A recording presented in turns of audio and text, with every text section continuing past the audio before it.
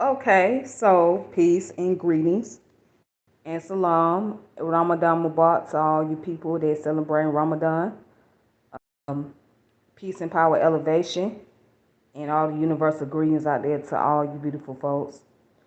This is Tiffany and I'm here with a question. And I'm here with several questions actually. But the main question that I have to ask is anti-Africanism or being anti-Africanist. Is that based on religious belief or is it based on character? Who gets to determine what is anti-Africanism? Who gets to determine that? And is it based on beliefs or is it based on character? Because I see that people throw around anti-Africanism, and that's particularly associated with a person's religious belief. But what about the character part?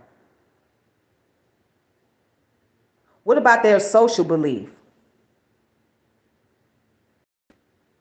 What about their political belief? Who gets to determine these things?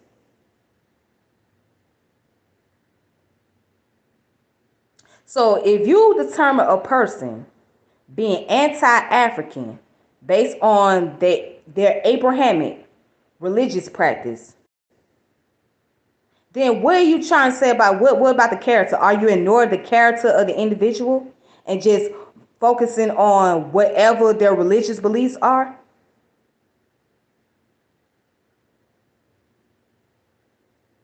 So let's just say they don't practice Abrahamic religion.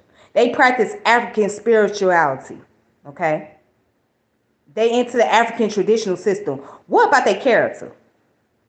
Does their character determine the factor of who they are? Because I'm getting somewhere with this. I'm getting well, okay? Just understand where I'm coming from.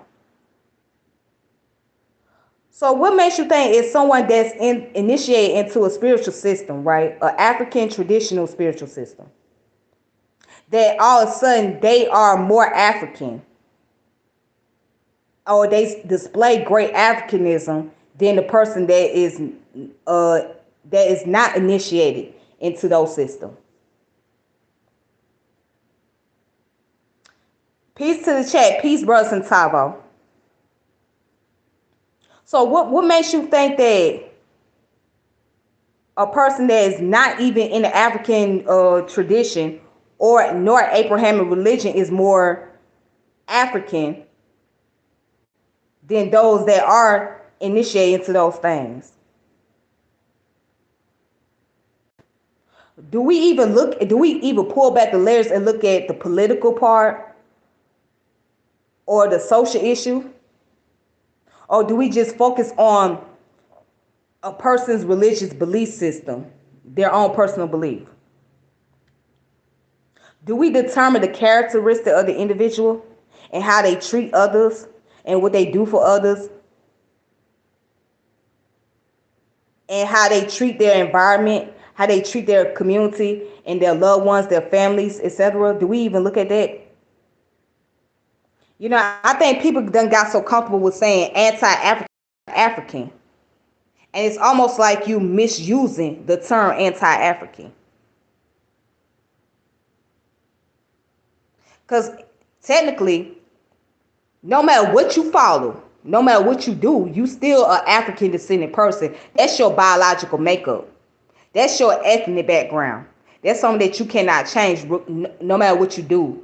No matter if you stand on certain political views, like if you are a conservative, Republican, or socialist, a capitalist, a religious person, non-religious person, atheist person, non-atheist, etc. All right, because that's your ethnic background. You're African. That's your ethnic background. That's just who you are. That doesn't change your genetic components. That doesn't change your bloodline, your lineage. All right. But when you use the term anti-African, I personally think that would be dealing with more so a character than it would deal with your religion affiliation. I think it will more so deal with your character, your behavior,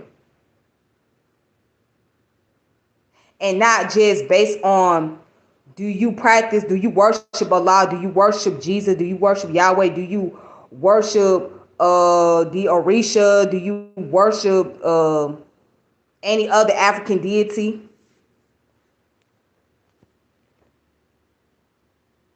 I mean, because what we are doing, we're creating a dichotomy. We're creating a dichotomy based on someone's personal journey as far as their spiritual journey is concerned, and not based on the character. Now, it's different if you look at it from a characteristic point of view. Then you can determine who can be part of the circle and who cannot be a part of that circle. But if you looking at it based on what they follow or what their personal beliefs are as far as their religion, their spiritual affiliation, if it ain't something that's detrimental to you personally, but you going by that, then you're being biased. It's like you're being biased and you create dichotomy. And it's like people get that misconception thinking that those who are into traditional practices, that they can't do anything sinful. They can't do anything that's going to be harmful. They can't do anything that's going to be detrimental. I mean, just because somebody practices traditional system doesn't mean that they're not going to do evil intentions to other people, or they're not going to do anything harmful, or they're not going to use their spiritual system as a way to bring about manipulation and control over others.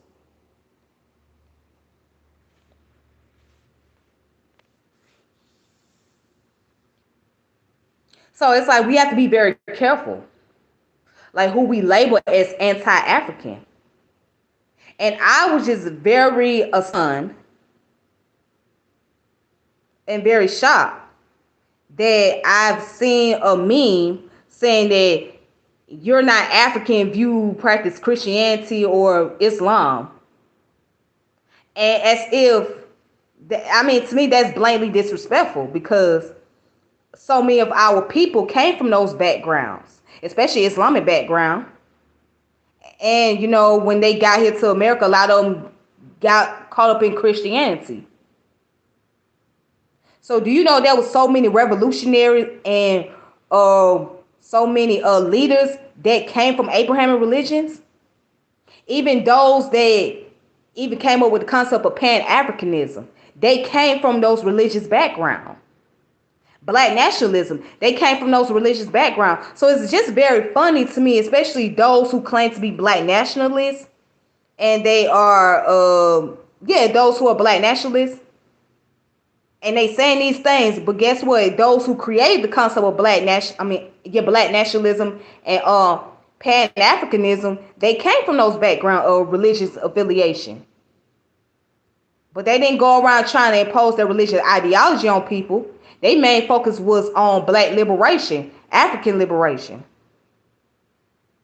It's just mighty strange. So when I look at that meme, that you are not an African because you're practicing Christianity, you're a Christian or a Muslim, that's just like a slap to the face to those who actually came from the continent and those who are in the African diaspora. That's a slap to the face.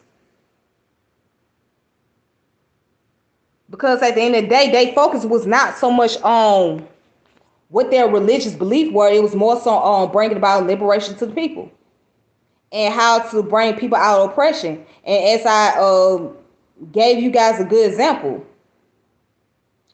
Vita, what's her name? Kempa Vita from Angola in the Congolese area, right? She started the Anatolian movement, which is the African version of Roman Catholicism, because she was brought up in the Roman Catholic religion. However, she used that as a way to bring about radicalism and revolutionary against the Portuguese. All right, she was very so African. She was a straight African woman, but she was brought up in the Christianity background.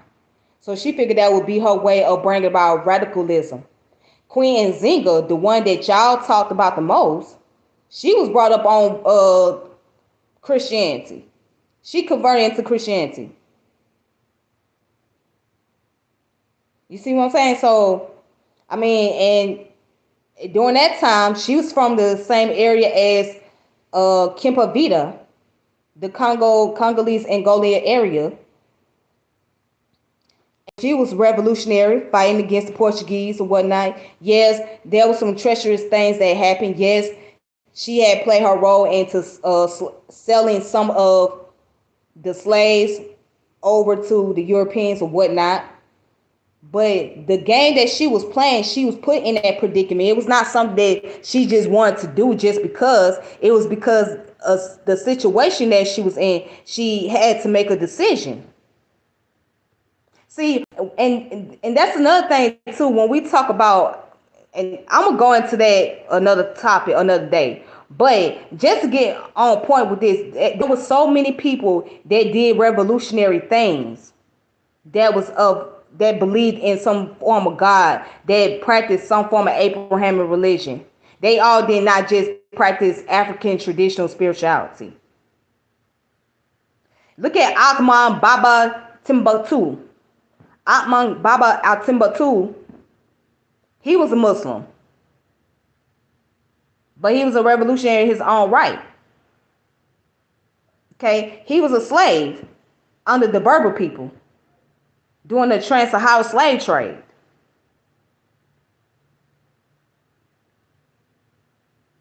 And there's so many others. It's a long list.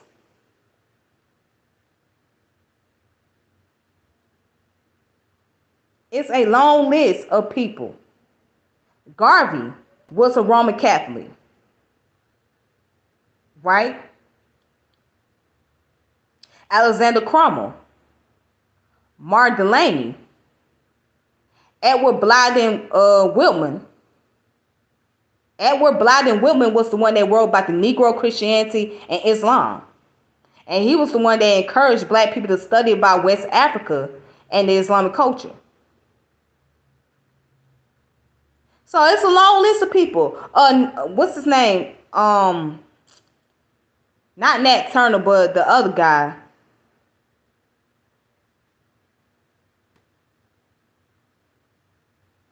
Henry McNeil Turner. That's his name. Yeah, Henry McNeil Turner was an archbishop here in America. He was an archbishop, and guess what? He was one of the first talking about black nationalism. This is way before Elijah Muhammad, Noble Drew Ali, all of them. He was one of the first to talk about that God should be a black man. And we should look at God as a black man. We should not worship God as no white man.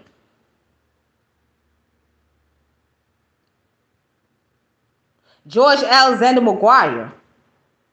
George Alexander McGuire was a bishop, was another archbishop, and he also was part of the UNIA with Garvey. And he stood on the principle of black nationalism.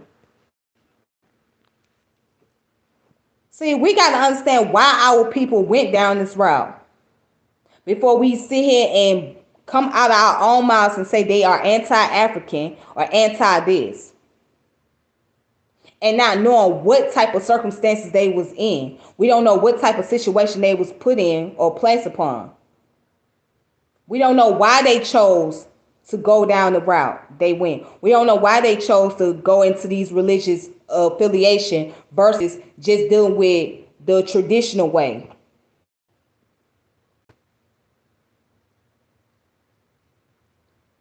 Our people synchronized religion. They synchronized it. They took their African tradition and combined it with Abrahamic religion. Do that make them anti-African? Because they did that? No, that doesn't mean they anti-African because of what they did. They're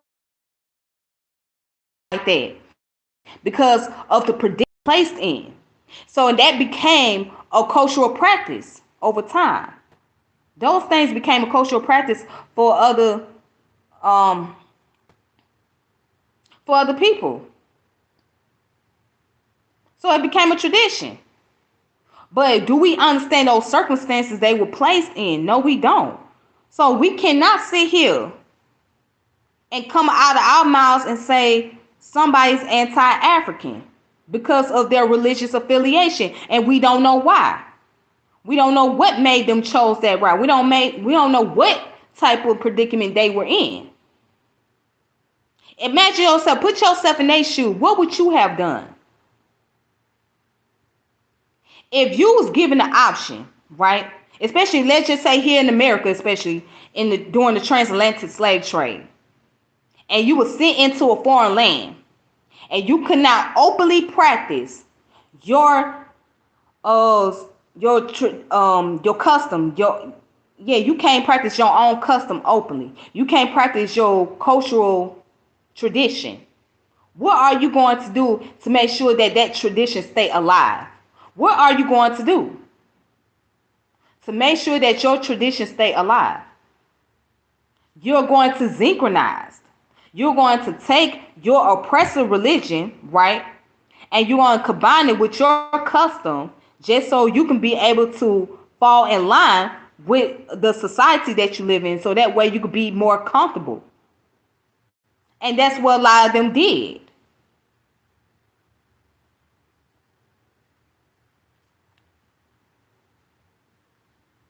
But again, the question I ask, going back to the initial point, and then I'm going to close it out.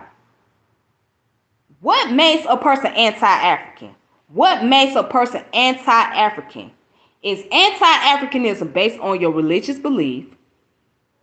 Is it based on your religious belief, or is it based on character?